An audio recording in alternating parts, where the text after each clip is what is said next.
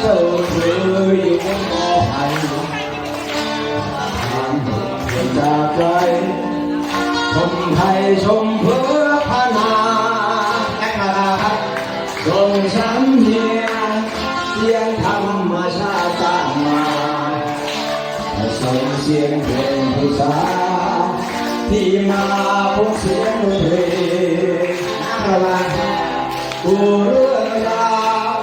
บอกข่าวถึงความรู้สึกเป็นเพียงสามัญสมมุติและการห่วงหาทองตอนนี้เราสิ้นเงาไม้ไม่เหมือนก่อนชุ่มชื่นกับกลายเป็นร้อนเป็นแรงมันแห้งละเมอช่วยกันพี่น้องเอาบางแห่งแล้วต้องชุ่มชื้นยังไงที่คนชอบกันทางร่ำรวยความยากจนยังไงที่เราชอบกันมันอยู่ที่ความสมบูรณ์และข้อมูลแม่ไม้ต้นน้ำลำธารถ้าจะ